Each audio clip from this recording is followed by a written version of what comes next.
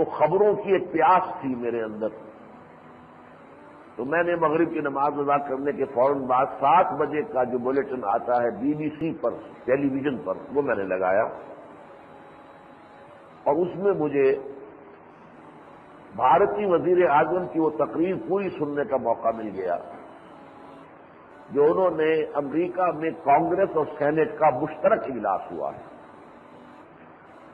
اور اس میں انہوں نے بڑی مفصل تقریر کی ہے۔ یہ جو ہے مقام اور مرتبہ شاذ ہی ان کے ہاں آتا ہے۔ سب سے پہلے چرچل کے لیے ہوا تھا جوائنٹ سیشن، اس کے بعد ایک آدھ دفعہ اور ہوا ہے، لیکن یہ کہ یہ بات واضح کی گئی کہ یہ عام نہیں ہوتا، یہ بہت ہی کسی کا اعزاز اور اکرام اور کسی کے لیے بلند ترین درجے کا ویلکم اگر کرنا ہو، کسی کو بہت اہمیت دینی ہو، تو یہ شکل ہوتی ہے کہ کانگریس اور سینٹ دونوں کا مشترکہ اجلاس، جس سے کہ واجپئی صاحب نے تقریر کی، اٹل بہاری واجپئی، اور لائیو براہ راست وہ ٹیلی کاسٹ ہو رہی تھی نیو یارک سے، تو میں نے وہ تقریر سنی۔ خطابت جو تھی اس میں وہ تو یقیناً ریٹرک جسے کہتے ہیں، لفاظی وہ بہت تھی، حقیقی مواد کم تھا،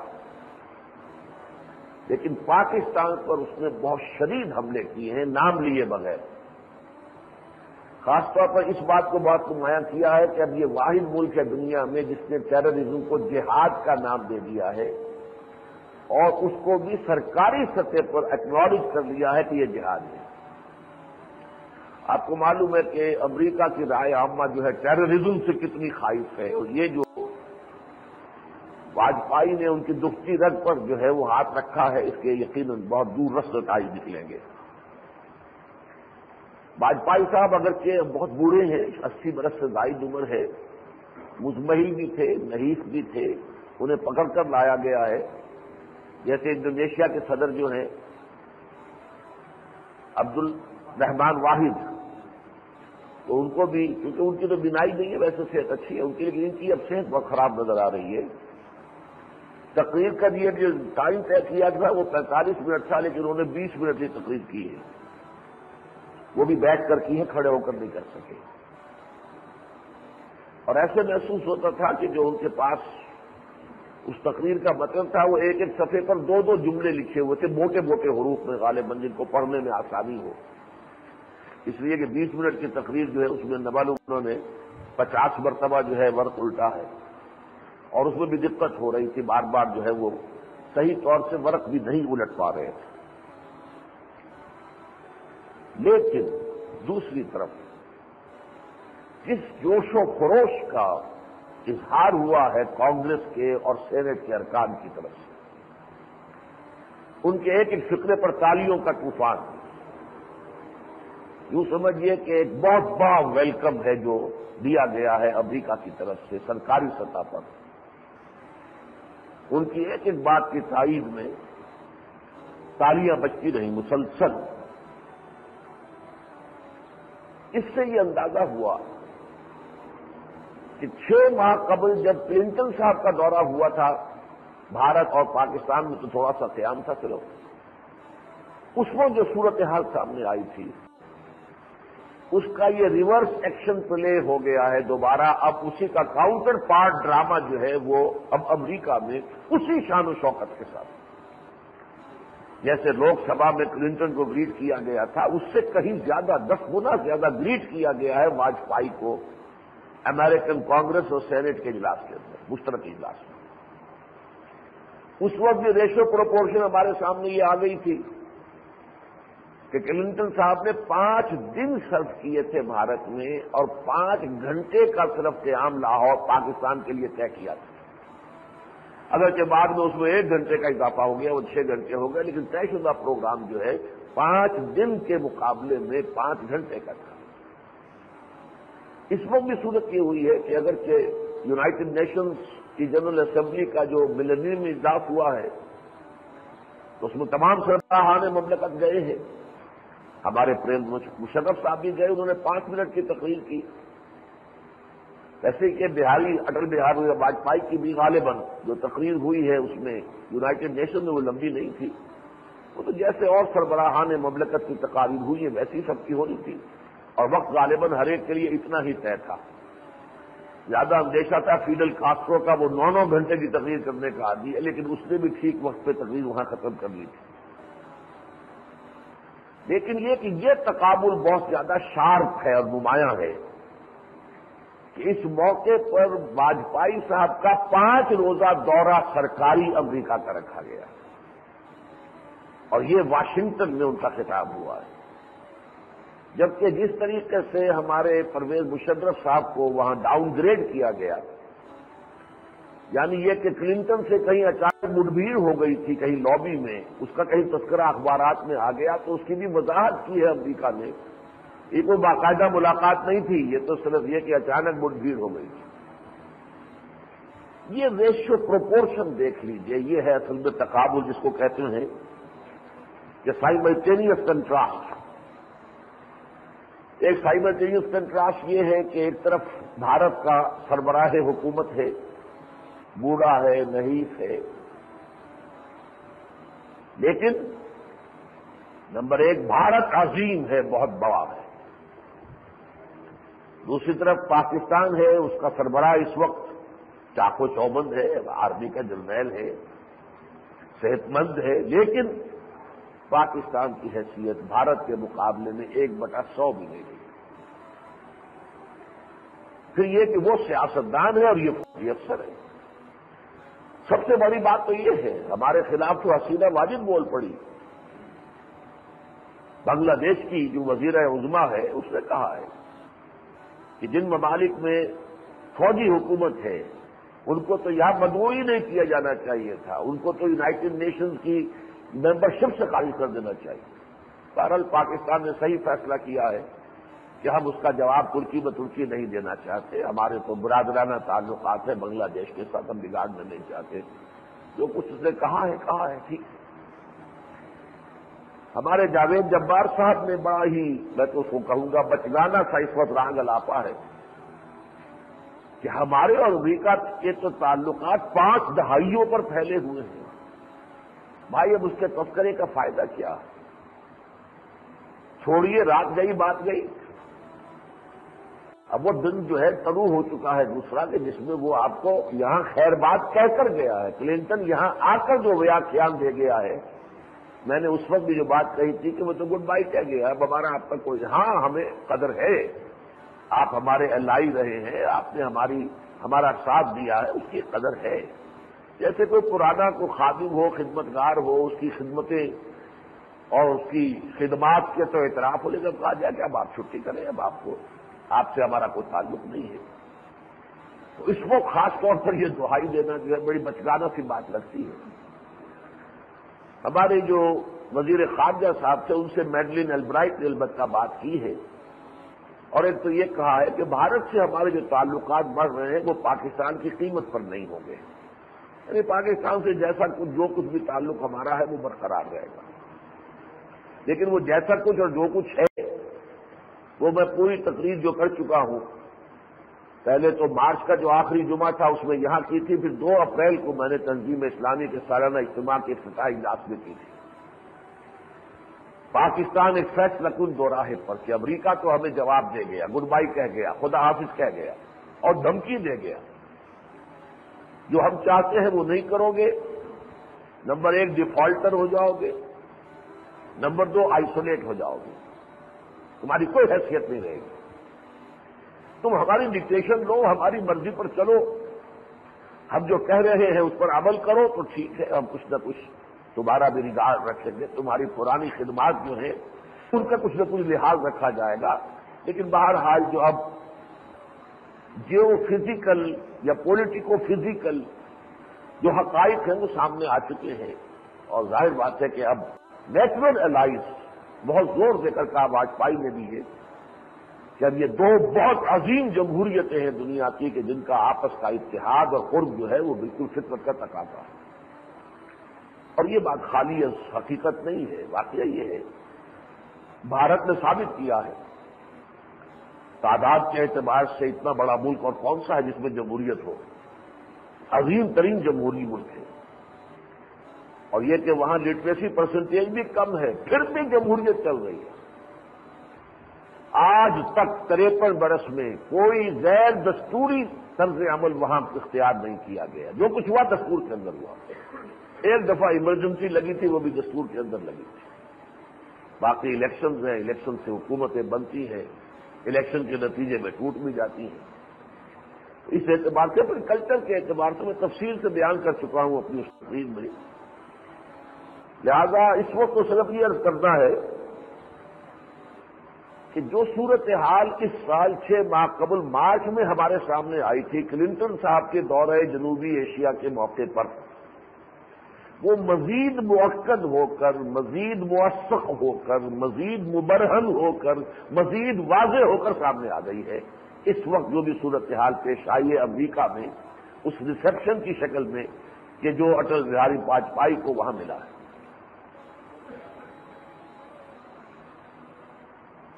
اس پر جو میرا تبصرہ تھا وہ تو وہی ہے جو میں نے اس وقت کیا تھا کہ اب ہم ایک فیصلہ کو دوہرائیں کریں۔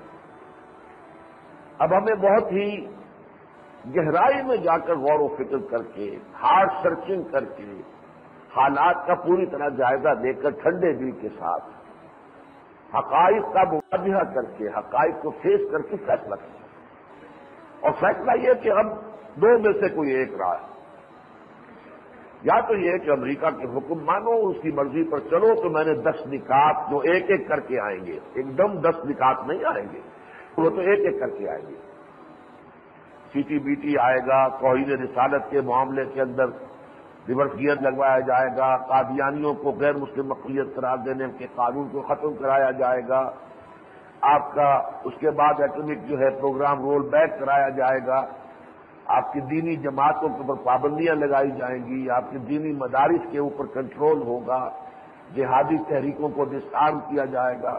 یہ جو نکات ہے تفصیل کے ساتھ میں یہ 10 نکات بیان کر چکا ہوں کہ ایک راستہ تو یہ ہے، سوچ لو ادھر جانا ہے تو یہ تو ہوگا کہ پاکستان کے نام سے ایک ملک دنیا میں قائم رہے گا، خالص طفیلی، امریکہ کا تابع اور بھارت کا تابع۔ شاید آپ کو یاد ہو میں نے یہ کہا تھا کہ جیسے نیپال ہے تو نیپال سے 10 گنا بڑا ملک پاکستان بن جائے گا، بس اس سے زیادہ پاکستان کی حیثیت نہیں رہے گی۔ اچھی طرح سوچ سمجھ کر اگر یہ آلٹرنیٹو قبول ہے تو ٹھیک ہے، چلو اس کے اوپر، ورنہ پھر یہ ہے کھلم کھلا اب اللہ کی طرف رجوع، اسلام کی علم برداری، قوانین شریعت کا نفاذ، سود کی ادائیگی سے انکار، سود کا استحصال، اور یہ کہ اپنا ایٹمک پروگرام نہ صرف بڑھاؤ بلکہ اس کو ایکسپورٹ بھی کرو، پیسے لو اس کی دنیا سے۔ آخر تم ہتھیار بیچ کر پیسے لیتے ہو۔ ایک موقع پر حنیف رامے صاحب نے کیلکولیٹ کر کے بتایا تھا کہ ایک جہاز F-16 جو ہم لے کر آتے ہیں، خوشامدیں کر کر کے وہ آتے تھے کہیے، اب تو وہ بھی دینے بند کر دیے تھے انہوں نے، پیسے بھی ہمارے مار کے رکھے ہوئے، جہاز میں نہیں دیے، لیکن اس سے پہلے جب جہاز ہمیں دیتے تھے اس کی قیمت پتہ ہے کتنی ہوتی تھی؟ سندھ بہت بڑا جو ہے کاٹن پروڈیوسنگ صوبہ ہے ہمارا، بہت بڑا، تو اس پورے سندھ کی ایک سال کی پوری کاٹن کی کراپ کی قیمت دے کر ایک جہاز لے کر آئے، اور وہ جہاز اس کا ایک اگر پرزہ خراب ہو جائے اور اسپیئر پارٹ ہمیں نہ ملے تو جنگ ہے کھڑا ہوا ہے، توڑ لیجیے اسے سیروں اور منوں کے حساب سے اس کا لوہا بیچ لیجیے، اللہ فیصلہ کسی کام کا ہی نہیں دینے کا۔ تو اگر تم کماتے ہو تو ہم کیوں نہ کمائیں؟ ہمیں اللہ نے خدا داد صلاحیت دی ہے، ہم ایکسپورٹ کریں گے۔ بہرحال اس صورت میں سختیاں آئیں گی، سینکشنز لگیں گی، ٹھیک ہے، بلیسنگ ان ڈسگائز، ہم اپنے پاؤں پر کھڑا ہونا سیکھیں گے۔ یہ 2 راستے ہیں، میں تفصیل سے بیان کر چکا ہوں، چونکہ اس تقریر کا پھر آڈیو بھی تیار ہوا تھا۔ یہاں تو میں نے 1 گھنٹے کی تقریر کی تھی، لیکن 2.25 گھنٹے کی تقریر تھی میری اس موضوع پر، پاکستان ایک فیصلہ کن دوراہے پر، جو 2 اپریل کو میں نے کی تھی قرآن آڈیٹوریم میں۔ اس کا آڈیو کیسٹ بھی ہے، اس کا ویڈیو کیسٹ بھی ہے، اس کا کمپیکٹ ڈسک جو ہے سی ڈی ہے ویڈیو کا، پھر یہ کہ وہ ہم نے کتاب سے کی شکل میں شائع کیا، بہت بڑے پیمانے پر پھیلایا بھی ہے۔ آج میں نے پتہ کیا تو بہت تھوڑے سے نسخے اس کے باقی تھے، وہ میں آج لے آیا ہوں کہ جن لوگوں کی نگاہ سے اب تک وہ نہ کتاب کیا گزرا ہو وہ اسے لیں، خریدیں، پڑھیں، تاکہ اس فکر کو عام کیا جائے، پھیلایا جائے کہ ایسا نہ ہو کہ ہم بغیر سمجھے ہوئے کہ ہم کدھر جا رہے ہیں، غیر شعوری پر ہم ایک طرف کی طرف لڑکتے چلے جائیں۔ ہمارا فیصلہ جو بھی ہو وہ چوائس ہونا چاہیے، تھاٹ اوور، پوری طرح غور و فکر کر کے، پروز اینڈ کونس کا موازنہ کر کے، اس کے حق میں کیا ہے، خلاف کیا ہے، اس کے حق میں کیا ہے، خلاف کیا ہے، اچھی طرح سوچ بچار کر کے پوری قوم کو طے کرنا چاہیے کہ جانا کدھر ہے۔ وہ جو ہے میں آج پھر دوبارہ کچھ نہیں کہہ رہا اس میں مزید، اور میں توجہ دلا رہا ہوں کہ اس کتابچے کا مطالعہ کیجیے، وہ وثاق میں بھی چھپا تھا، پھر کتابچے کی شکل میں آ گیا، پھر اس سے کہیں زیادہ مؤثر ہے ویڈیو اور آڈیو، اس سے کمتر درجے میں ویڈیو ہے، ویڈیو سی ڈی موجود ہے، اور بہت سستی ہیں یہ چیزیں جو ہم فراہم کر رہے ہیں۔ بہرحال اس کو لے کر ان کو عام کیجیے۔ تو ایک تو بات یہ تھی کہ جو رات میرے سامنے آئی، جس کی وجہ سے میری سوچ میں، میرے فکر میں، میرے احساسات میں، میرے جذبات میں جو طوفان اور ہیجان پیدا ہوا، میں نے چاہا کہ میں آپ کو بھی اس میں شریک کروں، آپ سے شیئر کروں۔ دوسرا، آج صبح ہی صبح ایک بام شیل کی شکل میں جنگ میں ایک مضمون شائع ہوا ہے۔ امریکی وزارت دفاع اور بریکٹ میں لکھا ہے پالیسی، غالباً دو ونگ ہوں گے وزارت کا، وزارت دفاع کے کہ ایک جہاں پالیسی بنتی ہے، ایک وہاں جو ایگزیکیوٹ ہوتا ہے، ایگزیکٹو برانچ اور ہوگی اور پالیسی میکنگ برانچ اور ہوگی۔ اس لیے لکھا ہوا ہے کہ امریکی وزارت دفاع بریکٹ میں پالیسی کے زیر اہتمام تھنک ٹینک کے مطالعاتی رپورٹ سامنے آئی ہے۔ 15 ادارے ہیں بڑے بڑے ان کے ریسرچ انسٹیٹیوٹ، جس کے اہم لوگوں نے اس میں حصہ لیا ہے۔ یہ رپورٹ جو ہے شائع ہوئی ہے، بھارتی ایک اخبار ہے آؤٹ لک، اس میں وہاں سے نقل کی ہے جنگ نے، اس کے کچھ خلاصے، بہت مفصل ہے رپورٹ، اور پھر اس پر ایک واقعہ بہت ہی عمدہ اور جاندار اور زوردار اداریہ میں لکھا ہے۔ جنگ میں جب یہ خبر شائع ہوئی ہے تو اس کا عنوان یہ ہے کہ سن 2020 میں پاکستان دنیا کے نقشے سے غائب ہو جائے گا۔ یہ امریکہ کے تھنک ٹینک کا فیصلہ ہے، غور و فکر، سوچ بچار۔ اگرچہ انہوں نے 3 سیناریوز ڈیولپ کیے، ایک شکل یہ ہو سکتی ہے، ایک شکل یہ ہو سکتی ہے، ایک شکل یہ ہو سکتی ہے، لیکن وہ تو ہے میکینزم کی، کس طور سے ہوگا، کن سٹیجز میں ہوگا، کن سٹیپس میں ہوگا۔ نتیجہ یہ ہے کہ 2020 میں، سن 20 میں پاکستان کے نام سے کوئی ملک دنیا میں نہیں ہوگا۔ اس سے پہلے میں آپ کو بتا چکا ہوں 2006 کے بارے میں ایک صاحب نے کتاب لکھی، لیکن اس میں پھر بھی تھا کہ پاکستان تھوڑا سا باقی تھا، پنجاب کو ملا کے وہ ایک حصہ جو ہے پاکستان، ورنہ نیچے سندھو دیش۔ البتہ پنجاب کی تھوڑی سی جو ہے انہیں سندھ کے اندر سے بھی جگہ دے کر اس نقشے نے دے رکھی ہے، آؤٹ لیٹ جو ہے پنجاب کو بھی دے رکھا ہے۔ وہ 2006 کا معاملہ ایک مسلمان کی لکھی ہوئی کتاب ہے، مسلمان جو پاکستانی تھا پہلے، اگرچہ مشرقی پاکستان سے تعلق ہے، اب امریکہ میں آباد ہے، لیکن یہ کہ ایک سندھو دیش ہوگا، ایک گریٹر بلوچستان ہوگا، ایک پختونستان ہوگا، پختونخوا ہوگا، وغیرہ وغیرہ۔ بس تھوڑا سا پنجاب رہ جائے گا، اور اس کے ساتھ جو ہے تھوڑی سی اس کی ٹانگ نیچے کو جائے گی بحیرہ سندھ تک، اور وہ گویا کہ پنجاب کا ایک آؤٹ لیٹ ہو جائے گا سمندر کے ساتھ۔ لیکن انہوں نے یہ کہا کہ کوئی پنجاب نہیں رہے گا، بلکہ یہ باقی چیزیں تو جو بنے گی سو بنے گی، اور افغانستان بھی نہیں رہے گا۔ افغانستان کے بھی حصے بکھرے ہو جائیں گے، کچھ علاقہ ایران لے جائے گا، کچھ علاقہ ہندوستان لے جائے گا، کچھ علاقہ جو ازبکستان اور تاجکستان لے جائیں گے۔ افغانستان کا بھی نام و نشان مٹ جائے گا اور پاکستان کا بھی نام و نشان مٹ جائے گا، اور پنجاب جو ہے پھر بالآخر ایسٹ پنجاب میں مرج ہو کر ایک گریٹر پنجاب کی شکل سے دنیا میں باقی رہ جائے گا۔ بہرحال پاکستان کے نام سے کوئی بت نقشے پر نہیں رہے گا۔ میں اصل میں اس کے پس منظر میں آج جو دل میں ہوک اٹھی ہے کہ سن تو صحیح جہاں میں ہے تیرا فسانہ کیا۔ ہمارے لوگ اب بھی اکثر و بیشتر تو ٹھیک ہے، پاگل ہے، دماغ خراب ہے، کیا ان کا ہے۔ ایک اعتبار سے بات صحیح بھی ہے کہ جو بھی وہ کچھ کر رہے ہیں ان کے اوپر جو ہے ایک جو یونیورسل حکومت اللہ تعالیٰ کی ہے اس کی طرف سے اوکے ہوتا یا نہیں ہوتا. انہم یکیدون کیدن واکید قیدا، یہ اپنی سی چالیں چل رہے ہیں تو ہم بھی اپنی چال چل رہے ہیں. اللہ کی مشیت کیا ہے، اللہ کا منشا کیا ہے، اللہ کس طور سے فعال لما یرید، وہ تو جس چیز کا ارادہ کر لیتا ہے کر گزرتا ہے ہر حال میں. لیکن یہ کہ جو حالات ہیں، مشیت ایزدی اور اسپیشل ڈیوائن انٹرونشن، خصوصی اللہ کی طرف سے مداخلت، اس کو اگر ایک طرف رکھ لیجیے تو جو حالات ہیں اس کی صحیح ترین تصویر یہی ہے کہ تمہاری داستان تک بھی نہ ہوگی داستان میں. اور یہ کوئی ایسی عجیب بات تو نہیں ہے. اس صدی میں آپ کو معلوم ہے دی گریٹ آٹومان امپائر، عظیم سلطنت عثمانیہ 3 بر اعظموں پر پھیلی ہوئی، کتنا بڑا علاقہ مشرقی یورپ کا، پورا شمالی افریقہ، کتنا بڑا رقبہ جو ہے مغربی ایشیا کا، گریٹ آٹومان امپائر، نام و نشان ختم. یہ تو اس صدی کے آغاز میں ہو گیا تھا اور صدی کے اختتام پر the great U S S R 50 برس تک جس کی کولڈ وار چلتی رہی ہے دوسری سپر پاور کے ساتھ، 1 آف دی 2 سپر پاور تھی، کہاں ہے اب پتہ بھی نہیں چلے گا کہ کہاں ہوتی تھی وہ. اسی طریقے سے کوئی عجیب بات نہیں ہے کہ تمہاری داستان تک بھی نہ ہوگی داستان ہوگی.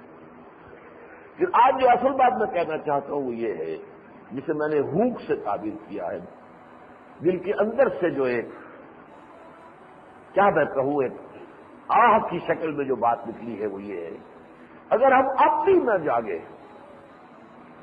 تو پھر ہم ان کافروں اور مشرکوں سے بھی بدتر ہوں گے جو صرف اپنی غفلت میں مبتلا ہونے کی بنا پر کافر ہوتے تھے اور مشرک ہوتے تھے، لیکن جب مصیبت آتی تھی تو اللہ کو پکارتے تھے. بدترین مشرک بھول جاتے تھے اپنے خداؤں کو، بھول جاتے تھے لات اور عزا اور منات اور حبل کو، اللہ کو پکارتے. بدترین مشرک تھے، بدترین کافر تھے.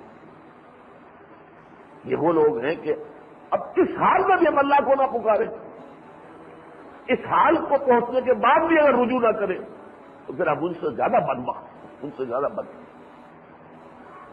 یہی وجہ ہے کہ میں نے آج آیات آپ کو جو سنائی تھی سورہ یونس کی آیت نمبر 22 ہے، هو الذی یسیرکم فی البر والبحر. دیکھو لوگوں، وہی ہے اللہ تمہارا رب جو تمہیں لیے پھرتا ہے سمندر میں بھی، کشتیوں میں، اور خشکی پر بھی، گھوڑوں پر اور اونٹوں پر، خچروں پر یا پاپیادہ. حتی اذا کنتم فی الفلک، یہاں تک کہ جب تم کشتیوں میں ہوتے ہو، وَجَرَيْنَا بِهِمْ بِرِيحٍ طَيِّبَةٍ، اور وہ کشتیاں ان کو لے کر چل رہی ہوتی ہیں، سازگار ہوا، بہت اچھی ہوا، کشتی اپنے اطمینان سے جا رہی ہے، سمندر بھی پرسکون ہے. فَرِحُوا بِهَا، اس وقت وہ بڑے خوش و خرم ہوتے ہیں، بڑے سمجھیے کہ فخر کر رہے ہوتے ہیں. لیکن جاءت ریح عاصف، اچانک ایک جھکڑ آتا ہے، ایک ہوا آتی ہے زوردار، ایک آندھی آتی ہے، طوفان آتا ہے. وجاءہم الموج من کل مکان، اور پھر ہر طرف سے موجیں اٹھتی ہیں پہاڑوں جیسی، ہر جہاں چار طرف سے آ کر ان پر حملہ آور ہوتی ہے. وظنوا انہم احیط بہم، اور انہیں گمان ہو جاتا کہ اب تو ہمارا گھیراؤ ہو گیا، تقدیر نے ہمارا گھیراؤ کر لیا، موت نے ہمارا گھیراؤ کر لیا. تو اس وقت وہ کیا کرتے ہیں، دعوا اللہ مخلصین لہ الدین لئن انجانا من ہذہ لنکونن من الشاکرین. تب وہ پھر صرف اللہ کو پکارتے ہیں، اس کے لیے اپنی اطاعت اور عبادت کو خالص کر دینے کا عزم کر کے، اے اللہ بس تیری بندگی کریں گے، اے اللہ تیرے حکم پر چلیں گے، اے اللہ اس مصیبت سے نجات دے دے. لیکن آج انجینا من ہذہ، اگر اللہ نے ہمیں اس مصیبت سے نجات دے دی، لنکونن من الشاکرین، تو ہم تو بڑے شکر گزار بندے بن گئے. اسی طریقے سے ویسے تو یہ مضمون قرآن مجید میں میرا اندازہ کم سے کم 20 جگہ ضرور آیا ہوگا، گنتی میں نے نہیں کی ہے، لیکن یہ مضمون آیا ہے قرآن میں کم سے کم 20 مرتبہ. دوسرا مقام جو ہے وہ سورہ عنکبوت کا ہے. فَإِذَا رَكِبُوا فِي الْفُلْكِ دعوا اللہ مخلصین لہ الدین فلما نجاہم الی البر اذا ہم یشرکون. ان کا حال یہ ہے کہ جب یہ کشتیوں میں ہوتے تو اللہ ہی کو پکارتے. کشتی میں چونکہ ڈولتی رہتی ہے نا کشتی, یہ بحر و بر میں فرق یہ ہے کہ بر جو ہے جمع ہوا ہے, آپ چل رہے ہیں, آپ کو معلوم اگلا قدم دوسرا قدم, اگرچہ زمین دھس بھی سکتی ہے, اور صحراؤں کے اندر جیسے کہ دریاؤں سمندروں میں بھنور ہوتے ہیں, صحراؤں میں ریت کے بھنور ہوتے ہیں, اس میں اگر کوئی آدمی پھنس جائے تو وہ اندر ہی اندر نیچے دفن ہو جاتا, نیچے اترتا چلا جاتا ہے. لیکن عام طور پر جب بر پر آدمی ہوتا ہے تو وہ ایک اطمینان کی کیفیت ہوتی ہے. کشتی میں جب تک ہے وہ ڈول رہی ہے ادھر ادھر تو آدمی کو وہ اطمینان نہیں ہوتا. اس وقت انسان اللہ کو پکارتا ہے کہ اگر ہمیں اس سے نجات دے دی, فلما نجاہم من البر اذا ہم یشرکون, جب اللہ پھر نجات دے دیتا ہے, خشکی پہ اتار دیتا ہے, پھر شروع کر دیتے ہیں. لیکن اس وقت وہ کہتے ہیں مخلصین لہ الدین, اے اللہ تیری ہی بندگی, تیری عبادت, تیری اطاعت کریں گے صرف. تو اب اگر ہمارا حال یہ ہو جائے معاذ اللہ ثم معاذ اللہ ثم معاذ اللہ, یہ ہمارے تذکرے دنیا میں ہو رہے ہیں. ظاہر بات ہے دنیا میں سب سے زیادہ اس وقت جو بھی معنی آج کل تہذیب کے ہیں, مہذب ملک اور متمدن ملک اور ہر اعتبار سے چوٹی پر دولت مند ترین ملک, ٹیکنالوجی میں سب سے آگے ملک, وہ تو امریکہ ہی ہے نا. اس امریکہ کا ٹاپ کا تھنک ٹینک 15 کے آج میں نے دیکھے, نام میں پورے آپ کو پڑھ کے سنا نہیں سکتا وہ, اس لیے میں لکھ کے بھی نہیں لایا. 15 ٹاپ کے ادارے ہیں جن کے ذمہ دار لوگوں نے یہ رپورٹ مرتب کی ہے. اور یہ ہے وہ تو ایک تو ہے نا تیری بربادیوں کے مشورے ہیں آسمانوں میں, یہاں مشورہ نہیں ہے, تیری بربادیوں کے تذکرے ہیں آسمانوں میں.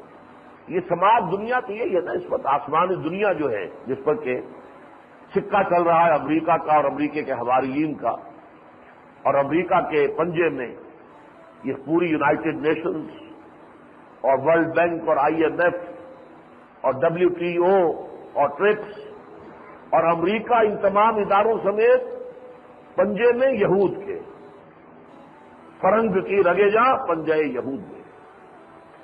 یہاں جو کچھ طے ہو رہا ہے, یہاں جو کچھ تذکرے ہو رہے ہیں, یہاں جو کچھ سوچا جا رہا ہے, یہاں جو کچھ اندازے لگائے جا رہے ہیں وہ یہ ہے.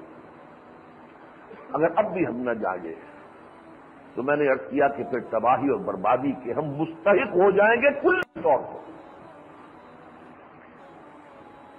یوں سمجھنا چاہیے کہ گویا کہ یہ آخری موقع ہے جو اللہ تعالی ہمیں دے رہا ہے, جاگ جاؤ, ہوش میں آ جاؤ. لیکن ہوتا کیا ہے, مسلمان امتوں کا معاملہ یہ ہے جب وہ بے عمل یا بد عملی کی راہ ہو جاتی ہے تو انہیں سزا اللہ کی طرف سے ملتی ہے, دلوں کا سخت ہو جاتا ہے.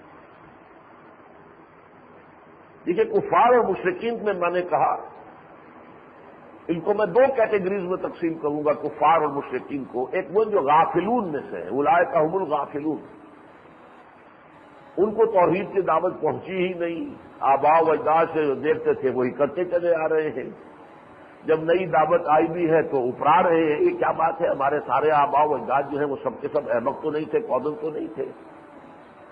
تو ان کی کیفیت تو یہ ہے کہ جب بھی تکلیف میں ہوتے پکارتے اللہ ہی کو ہے. یہ ہے اصل میں غافل لوگ. ایک وہ ہے کفار و مشرکین جن کے پر دعوت کا حق ادا کیا جا چکا ہو, اتمام حجت کیا جا چکا ہو, اور پھر وہ انکشاف حق بھی ان پر ہو جائے, دل گواہی دے دے کہ ہاں یہ حق ہے, پھر بھی کفر پر اڑے رہیں گے, تو پھر ان کو سزا ملتی ہے ختم قلوب. ختم اللہ علی قلوبہم وعلی سمعہم وعلی ابصارہم. اسی طرح طبع اللہ علی قلوبہم, تو طبع قلب یا ختم قلب یہ سزا ہے کفار کی. مسلمان امت سب کچھ جان کر, سب کچھ مان کر کیا نہیں جانتے, اللہ کے احکام سے واقف نہیں ہے, کیا نہیں جانتے کیا حرام ہے کیا حلال ہے, جانتے. کیا مانتے نہیں, قرآن کو نہیں مانتے, محمد کو نہیں مانتے, صلی اللہ علیہ وسلم مانتے ہیں, بدل و جان مانتے ہیں.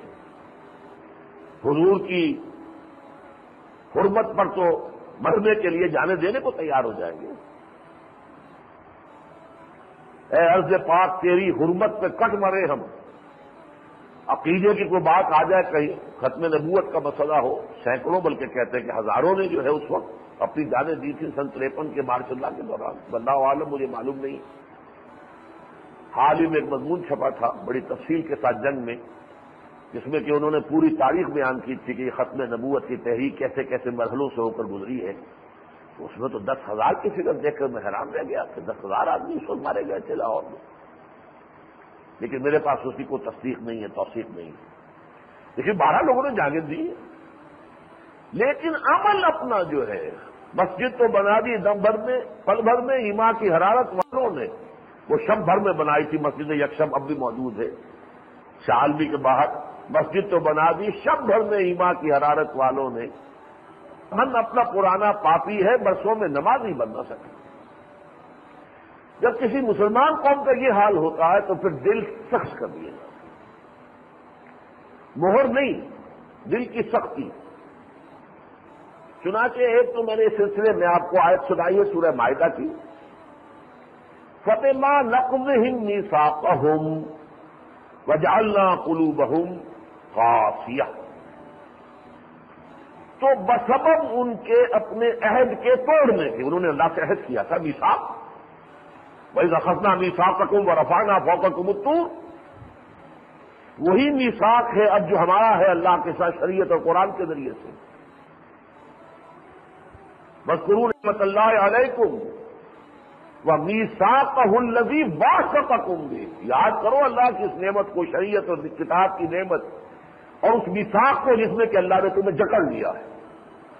تو اللہ کے ساتھ اپنے کیے ہوئے میثاق کی اگر خلاف ورزی ہوگی، عمل جو ہے اس کے خلاف ہوگا، تو اس کا گویا کہ ایک نتیجہ یہ نکلتا ہے. ویسے تو یہ کہ ان کے نتائج کیا کیا نکلتے ہیں، ان کی ذہنیتیں کتنی بگڑتی ہیں، وہ اللہ کی کتاب میں تحریف سے بھی نہیں باز آتے، اتنی جسارتیں ہو جاتی ہیں.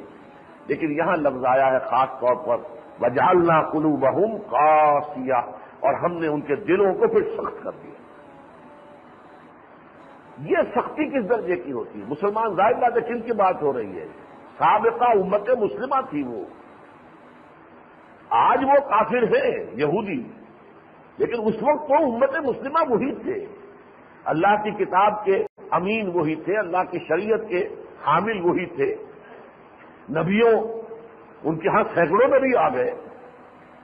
1400 برس تک نبوت کا کار ٹوٹا ہی نہیں. 2 نبی شروع میں، 2 نبی آخر میں، بیچ میں 1400 برس. اور کوئی ایک لمحہ ایسا نہیں آیا جبکہ کوئی نبی موجود نہیں تھا. حضرت موسیٰ اور ہارون سے شروع ہوئی ہے یہ زنجیر، اور حضرت عیسیٰ اور یحییٰ پر ختم ہوئی ہے علیہم الصلاۃ والسلام. اور اس دوران میں کوئی وقت ایسا نہیں آیا ان 1400 سالوں میں کہ کوئی نبی موجود نہ ہو. صحیح بخاری کی روایت ہے، حضور نے فرمایا ہے کانت بنو اسرائیل تسوسهم الانبیاء کلما ہلک نبی خلفہ نبی. بنی اسرائیل کی سیاست انبیاء کے ہاتھ میں ہوتی تھی. جیسے ہی کسی نبی کا انتقال ہوتا تھا ایک نبی اس کا جانشین ہو جاتا تھا. یہ جو سختی ان کے دلوں میں ہوئی ہے، یہ سورۃ البقرہ جو ہے اس کی آیت میں تو میں نے پڑھ کر سنائی تھی، اس میں چند الفاظ پڑھنے میں رہ گئے. ثم قست قلوبکم من بعد ذلک. وہاں اصل میں جرائم گنوائے گئے ہیں پہلے، 6واں 7واں 8واں رکوع. تم نے یہ کیا، یہ کیا، یہ کیا، یہ کیا، یہ کیا. اس طرح تم نے اللہ کے احکام کا مذاق اڑایا، تم نے استہزاء کیا، تبکر کیا، تم نے اللہ کی شریعت کے اندر حصے بکھرے کر دیے، کچھ احکام سر آنکھوں پر، کچھ پاؤں تلے رون دیے. اس سب کا نتیجہ پھر کیا نکلا؟ بعد ذالک، اس سب کے بعد جو نتیجہ نکلا وہ کیا تھا؟ ثم قست قلوبکم من بعد ذالک، پھر تمہارے دل سخت ہو گئے اس کے بعد. فہی کالحجارۃ او اشد قسوہ، پھر وہ پتھروں کے مانند سخت ہو گئے بلکہ ان سے بھی زیادہ سخت.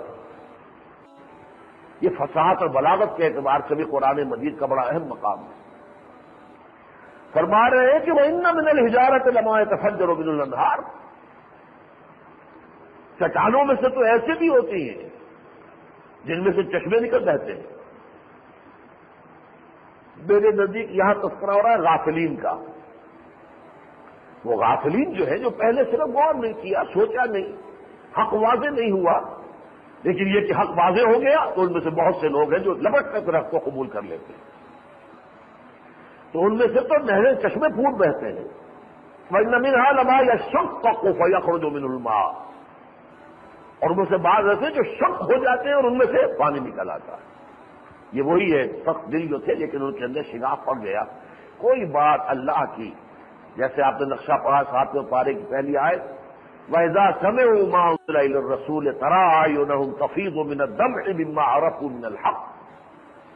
جب انہوں نے سنا وہ کچھ جو کہ نازل کیا گیا رسول پر صلی اللہ علیہ وسلم، تم نے دیکھا کہ ان کی آنکھوں سے آنسوؤں کی ندیاں بہ نکلی. دل پر تیر کی طرح جا کر لگی ہے آیت اللہ کے قرآن کی، اور اس کا نتیجہ یہ نکلا ہے. تو جیسے کہ چٹان میں سے شگاف ہو اور اس میں سے پانی نکل آئے، ایسے ہی ان لوگوں کے اوپر قرآن مجید کی ان آیات کا اثر ہوا. وَإِنَّ مِنْهَا لَمَا يَهْبِطُ مِنْ خَشْيَةِ اللَّهِ. اور ان میں ویسے بھی ہوتی ہیں چٹانیں جو اللہ کے خوف سے گر جاتی ہیں، چٹانیں گرتی ہیں. وَمَا اللَّهُ بِغَافِلٍ عَمَّا تَعْمَلُونَ. یعنی چٹانوں کا معاملہ تو یہ ہے کہ ان میں سے دریا بھی بہ رہے ہوتے ہیں. کبھی کوئی چٹان پہلے پوری سالم کھڑی تھی، شک ہو گئی، اس میں سے چشمہ پھوٹ بہا ہے. کبھی کوئی چٹان جو ہے گر پڑتی ہے اللہ تعالیٰ کی خشیت اور خوف سے. لیکن انسانی دل اور خاص طور پر مسلمانوں کے دل، جبکہ وہ بے عملی اور بد عملی کا شکار ہو جائیں، جبکہ اس پر مصر رہیں، اور سب سے بڑھ کر ان کے علماء کے دل جبکہ وہ دین فروشی پر اتر آئے، ان کی سختی کی کوئی شے مقابلہ نہیں کر سکتی. کوئی چٹان، کوئی پتھر، کوئی راک اتنی سخت نہیں ہو سکتی جتنی کہ ان لوگوں کی جو دل جو ہے وہ سخت ہو جاتے ہیں. میں جیسا کہ میں نے عرض کیا کہ یہ خبر پڑھ کر آج صبح اور رات کو اس کی تقریر سن کر واجپئی کی جو کنٹراسٹ سامنے آیا. پاکستان کا چیف ایگزیکٹو گیا ہے تو ملاقات تو دور کی بات ہے، کہیں کوریڈور میں کہیں اگر آتے جاتے مٹ بھیڑ ہو گئی ہے تو اس کی بھی انہوں نے وضاحت کر دی کہ نہیں ملاقات ہم نے نہیں کی، کوئی ملاقات نہیں ہوئی ہے. تو اچانک جو ہے ایک بس آمنا سامنا ہو گیا تھا، اس کے سوا کچھ نہیں. اور اٹل بہاری واجپئی 5 روزہ دورے پر سرکاری، اور اس کے لیے جوائنٹ سیشن جو ہے کانگریس اور سینٹ کا، اور وہ تو منظر دیکھنے والا تھا. جس طرح بات بے بات، کوئی بات نہیں بھی تھی تبھی تالیاں چل رہی تھی مسلسل، حالانکہ کوئی خاص بات اس میں تھی نہیں کی تقریر. اب یہ مرحلہ میرے نزدیک وہ فیصلہ کن دوراہے پر والی بات جو میں نے کی تھی آج سے 6 مہینے قبل، وہ میرے نزدیک شاید اس کے ضمن میں یہ لفظ کا میں اضافہ کروں تو غلط نہیں ہوگا کہ اگر اب بھی ہم نے شعوری طور پر فیصلہ نہ کیا اللہ کی طرف رجوع کا، تو پھر واقعہ یہ ہے کہ جو باتیں کہی جا رہی ہیں وہ رائٹنگ آن دی وال کی طرح وہ حقائق بن کر ہمارے سامنے آ جائیں گے. آج میں جب سوچ رہا تھا تو مجھے یاد آیا کہ ایک درد بھرے دل سے اس صدی کے آغاز میں یہ آواز نکلی تھی، بلکہ اس صدی کے آغاز نہیں بلکہ پچھلی صدی کے اواخر میں مولانا حالی مسدس کسی نے یہ بکرات سے جا کے پوچھا مرض تیرے نزدیک مہلک ہے کیا کیا؟ کہا دکھ جہاں میں نہیں کوئی ایسا کہ جس کی دوا حق نے پی ہو نہ پیدا، مگر وہ مرض جس کو آسان سمجھیں، کہے جو طبیب اس کو ہذیان سمجھے. اس کے بعد ایک اور بند ہے اور پھر آئے ہیں اپنی اصل بات پر. یہ تشبیہ کیوں دی گئی ہے؟ یہی حال دنیا میں اس قوم کا ہے، بھنور میں جہاز آ کے جس کا پھنسا ہے، کنارہ ہے دور اور طوفان بپا ہے، گماہ کی ہر دم کیا ڈوبتا ہے، نہیں لیتے کروٹ مگر اہل کشتی، پڑے سوتے ہیں بے خبر اہل کشتی. ہمارا دھندا، ہمارا کاروبار، میری دکان، میرا کام، میرا پروفیشن، میرا کیریئر، میری معاش، میری کوٹھیاں، میری گاڑیاں یا میری موٹر سائیکل، اس کے سوا کسی شے کسی کو نہیں. یہی ہے مرنے والی امتوں کا عالمی پیر، یہی ہے مرنے والی امتوں کا عالمی پیر. اللہ بچائے. اب اس کا حل کیا ہے؟ واحد راہ کیا ہے؟ ایک لفظ توبہ، لوٹو پلٹو رجوع کرو. یہاں تو یہ بات بہت مرتبہ بیان ہو چکی، آج پھر دوہرا رہا ہوں. توبہ بھی 3 درجات میں. انفرادی توبہ، ایک شخص اپنی جگہ پر توبہ کرے. اس کا مطلب کیا ہے؟ اپنی معیشت اور معاشرت کو منکرات سے، حرام سے پاک کرے. نفاذ دین کے لیے تن من دھن لگانے کا عزم مصمم کر لے، اور نفاذ دین کے لیے جد و جہد کرنے والی کسی نہ کسی جماعت میں لازماً شریک ہو جائے، جو بھی اسے نظر آئے کہ بہتر ہے. میں صرف اپنی جماعت کی بات نہیں کر رہا، جو جماعت آپ کو سمجھ میں آئے، لیکن کوئی شخص بغیر جماعت نہ رہے. لا اسلام الا بالجماعت، بغیر جماعت کے اسلام ہے ہی نہیں. ولا جماعت الا بالامارہ، امارت کے بغیر جماعت نہیں. علیکم بالجماعہ، حضور فرماتے ہیں. یہ تین ہیں جو میں نے عرض کیا ہے. انفرادی توبہ یعنی اپنی معاش اور معیشت کو حرام سے اور منکرات سے پاک. ثانیاً نفاذ دین کے لیے تن من دھن لگا دینے کا عزم مصمم. ثالثاً نفاذ دین کی جد و جہد کرنے والی کسی نہ کسی جماعت میں لازماً شمولیت. مزید غور و فکر بعد میں جاری رہے گا، اگر اس سے بہتر جماعت کوئی نظر آئی اس میں شریک ہو جائے گا.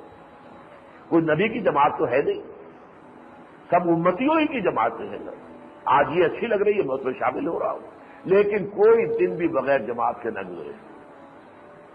وہ دن جاہلیت کا دن گزر رہا، اسلام کا دن نہیں. دینی جماعتیں توبہ کریں، اس کے بھی یہ نکات ہیں دو. الیکشن سے توبہ کریں، توبہ کریں، باز آ جائیں. آج میں سوچ رہا تھا، مجھے معلوم ہے کوئی نہیں سنے گا میری بات، اس لیے کہ آج کل کے جو حالات ہیں، تنقیدیں بھی سخت ہو رہی ہیں، ذیلی حکومتوں پر تنقیدیں شدید ترین ہو رہی ہیں. یہ ڈیولیوشن اور لوکلائزیشن، یہ دونوں شیطان کے ہتھ کنڈے ہیں. اور بڑی اچھی بات ہے کہ عورتوں کی 1/3 نمائندگی کی بات کی بھی شدید مخالفت ہو رہی ہے، لیکن طے یہ ہے کہ الیکشن میں حصہ ضرور لیں گے. بائیکاٹ کا سوال نہیں. اس طرح بس گئی، گھٹی میں پڑ گیا ہے یہ معاملہ. اس کے بغیر گویا کہ اپنے وجود کا تصور نہیں رہا. مجھے یاد آیا ضیاء الحق صاحب نے ایک موقع پر کہا تھا، سیاستدانوں پر پھپتی چسکی تھی.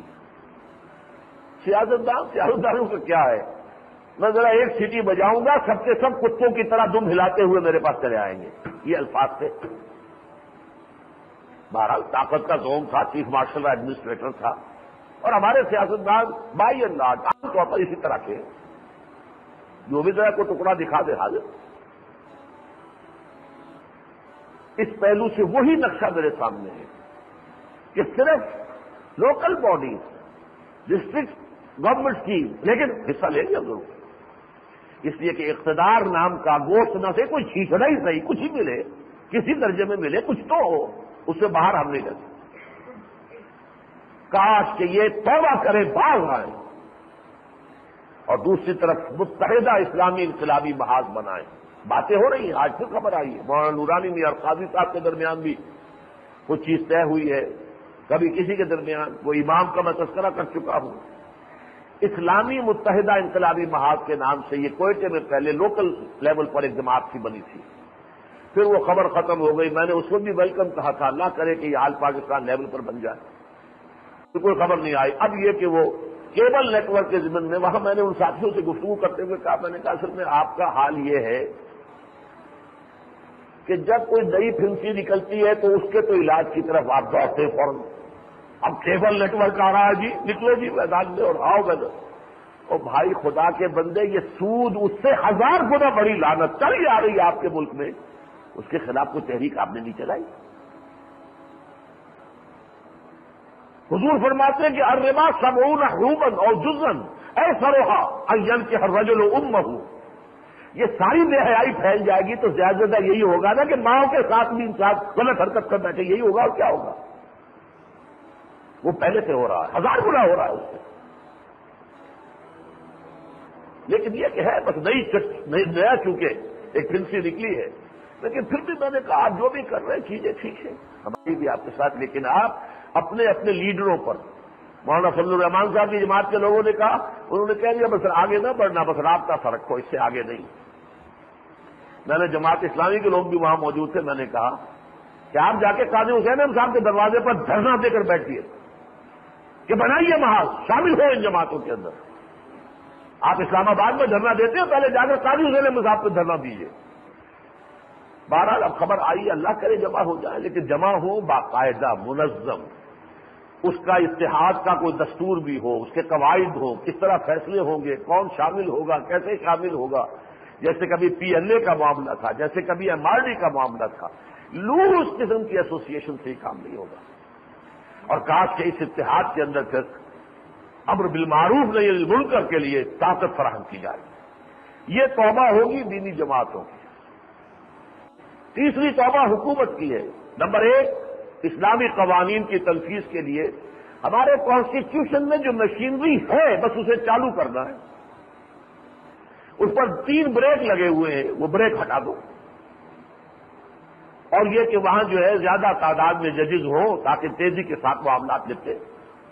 اور ججز کے جو شرائط ملازمت ہیں وہ ہائی کورٹ اور سپریم کورٹ کے ججز کے مساوی کر دی جائے. بس یہ خود بخود چل پڑے گا، کوئی نیا آرڈیننس لانے کی ضرورت نہیں ہے، اس لیے کہ پوری مشینری دستور میں موجود ہے. قرارداد مقاصد ہے، دفعہ 227 ہے، کاؤنسل آف اسلامک آئیڈیالوجی ہے، فیڈرل شریعت کورٹ ہے، سپریم کورٹ میں شریعت اپیلیٹ بینچ ہے. یہ مشینری بالکل ٹھیک ہے، غلط نہیں ہے. Go ahead. نمبر 2، سود کا کامل انسداد، خصوصاً بیرونی سود جب تک ختم نہیں ہوگا بحالی معیشت کا امکان ہی کوئی نہیں. اس ملک میں ایڑی چوٹی کا زور لگا لے یہ حکومت نہیں ہو سکتی. ہمارا معاملہ تو اللہ نے ٹانک دیا ہے. ہمارا وجود ہوگا تو اسلام سے ہوگا، ہماری معیشت کی بحالی ہوگی تو سود کی حرمت سے ہوگی، ورنہ نہیں ہوگی، کبھی نہیں ہوگی، ناممکنات میں سے. اور نمبر 3، زمینداری کے ایشو کے اوپر ایک ہائی پاورڈ کمیشن بٹھایا جائے. مظاہرات حرام ہے کہ حلال ہے؟ آیا ہم بین لگا سکتے ہیں؟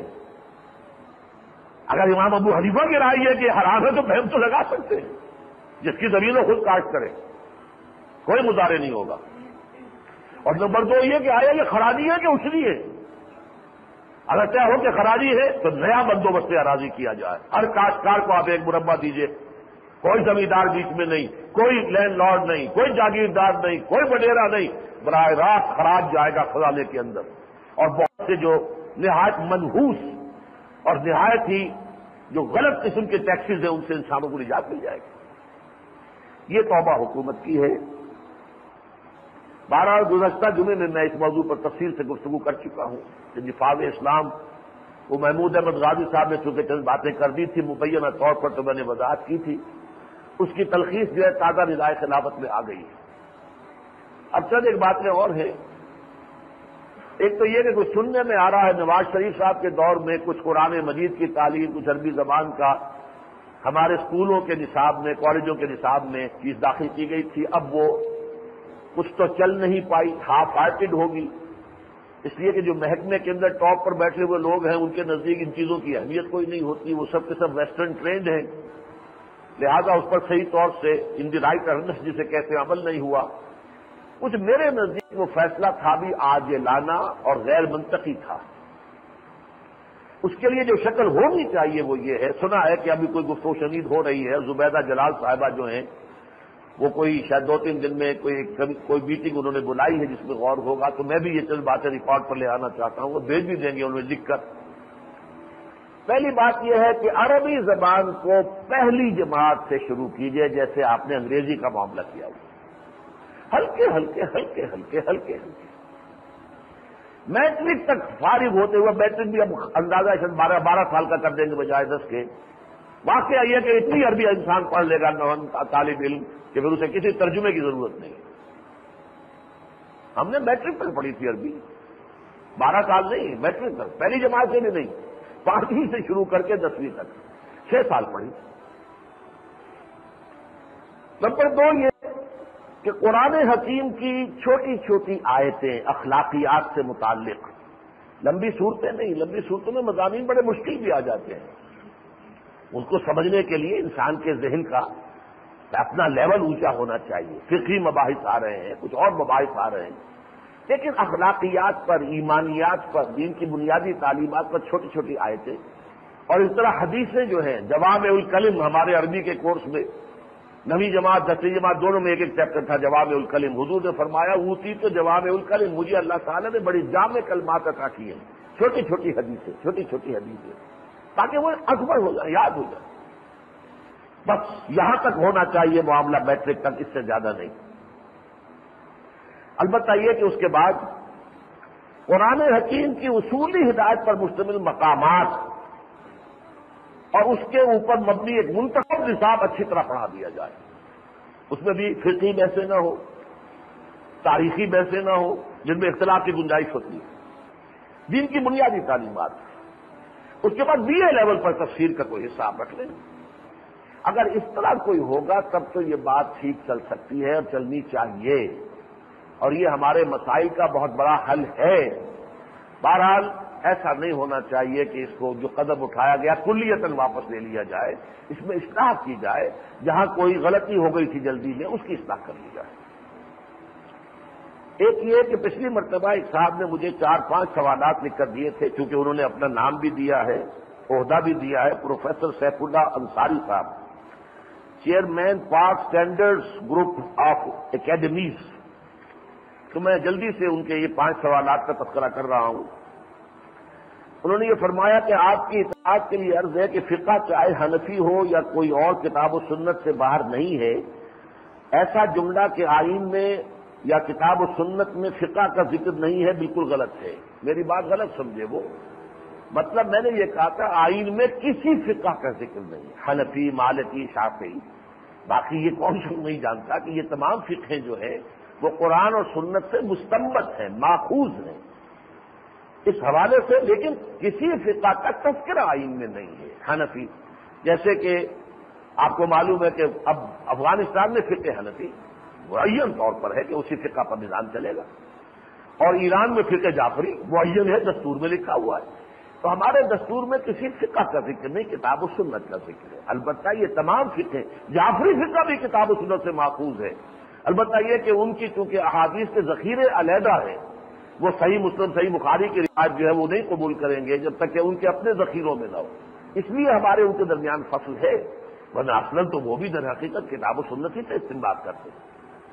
دوسری بات انہوں نے لکھی ہے کہ آئین میں صدر کو قاتل کی سزا معاف کرنے کا اختیار ہائی کورٹ نے زینب بنام وفاق پاکستان کیس میں 1992 میں غیر مؤثر قرار دیا ہے. نوٹ کر لیں، میں مشکور ہوں بہت، میرے علم میں یہ نہیں تھا، یہ میرے علم میں اضافہ ہے. اگر ہوا ہے تو بہت اچھا ہوا، بہت اچھا ہوا، بہت اچھا ہوا.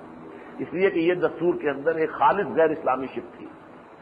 لیکن یہ کہ ایک وقت میں جسٹس نسیم حسن شاہ صاحب نے تو اس کو اپہولڈ کیا تھا، اور میرے علم میں وہی تھا کہ انہوں نے یہ کہا تھا کہ وہ بھی دستور کی ایک دفعہ ہے 45 اور یہ 2A بھی دستور کی ایک دفعہ ہے. میں نہیں کہہ سکتا کہ ان میں سے کون دوسرے کے اوپر حاکم ہوگی، لہذا اس رٹ کو انہوں نے ختم کر دیا تھا، خارج کر دیا. اب اگر یہ ہو گیا ہے تو بہت خوشی کی بات ہے، اور میں ان کا شکریہ ادا کرتا ہوں کہ انہوں نے میری معلومات میں اضافہ کیا، اور اس طرح یہاں سب لوگوں کی معلومات میں بھی اضافہ ہو گیا. آپ خلافت کا کوئی ایسا خاکہ پیش کریں جو ہر مکتب فکر کے لیے قابل قبول ہو. کیا ایک مسلک کے امیر کو دوسرے مسالک کے لوگ قبول کر لیں گے؟ اس کا میں پورا نقشہ پیش کر چکا ہوں. میری کتاب خطبات خلافت میں جو اس کا دوسرا خطبہ ہے، عہد حاضر میں نظام خلافت کا دستوری اور قانونی ڈھانچہ، وہ پڑھیے. پھر اس میں کوئی آپ کو کمی نظر آئے، کوئی اشکال ہو، کوئی اختلاف ہو، تو میں بلکہ ان سے ملاقات کی بھی خواہش ہے، مجھ سے کبھی ملاقات کے لیے تشریف لے آئیں تو بات کریں گے. باقی یہ کہ اصل میں چونکہ میرے نزدیک جو لا آف دی لینڈ ہے، ملکی قوانین، اس میں کسی فقہ کار مسئلے کا تذکرہ ہی نہیں ہوگا. کتاب و سنت، کتاب و سنت، کتاب و سنت. باقی پرائیویٹ اپنا معاملہ جو ہے پرسنل لا میں ہر ایک شخص جو ہے اپنی فقہ کے مطابق عمل کرے. کسی کی فقہ کسی دوسری فقہ کے اوپر تھوپی نہیں جائے گی، اس کے اوپر لازم نہیں کی جائے گی. وہ اپنی جعفری فقہ کے مطابق نماز روزہ جس طرح چاہتے کر لے. اور جو کوئی شخص جو ہے وہ حنفی ہے، کوئی شافعی ہے، کوئی مالکی ہے، کوئی اہل حدیث ہے، وہ اپنی فقہ پر. لیکن پرسنل لا میں لا آف دی لینڈ وہ ہوگا کتاب و سنت کی بنیاد پر. ایک انہوں نے چوتھا علمی سوال کیا کہ وحی کے دوران آن حضرت کا وزن کیوں بڑھ جاتا تھا. اب انہیں مغالطہ ہوا، آن حضور کا وزن نہیں بڑھتا تھا بلکہ وحی کا دباؤ پڑتا تھا کہ جس کی وجہ سے آن حضور کا مثلاً یہ اس کا آتا ہے کہ بعض مواقع پر حضور کی ران یا آپ کا جسم کا کوئی حصہ ایک اور صحابی کے جسم کے اوپر ٹکا ہوا، اسے بوجھ محسوس ہوا. گویا کہ اس کے دباؤ سے ایک بوجھ جو پڑتا ہے وہ دوسرا شخص کے جس سے کہ سہارا لیا ہوا ہے حضور نے صلی اللہ علیہ وسلم، تو اسے اس کا بوجھ محسوس ہو رہا ہے۔ ظاہر بات ہے کہ اللہ کا قرآن، اللہ کا کلام، اسے قول ثقیل بھی کہا گیا، انا سنلقی علیک قولا ثقیلا، لیکن یہ کہیں ثابت نہیں ہے کہ حضور کا وزن بڑھ جاتا تھا۔ اب فرض کیجئے کہ آپ کہیں بیٹھے ہیں اور آپ کی ٹانگ کسی اور شخص کی ٹانگ پر رکھی ہے، آپ کی ٹانگ کے اوپر لا کر 1 من کا بٹا رکھ دیا جائے گا تو ظاہر بات ہے وہ نچلا والا بھی تو محسوس کرے گا نا۔ تو وہ وہی کا وزن تھا کہ جو محسوس ہوتا تھا ان صاحب کو بھی کہ جن کا کوئی سہارا حضور نے اس وقت لیا ہوتا تھا۔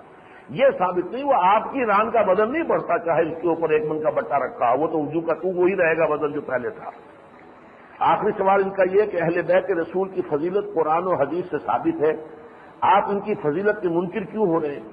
میں نہیں سمجھا انہوں نے کس بات سے یہ سمجھا ہے کہ میں اس سے منکر ہوں۔ معاذ اللہ، اہل بیت کی فضیلت سے کون منکر ہوگا؟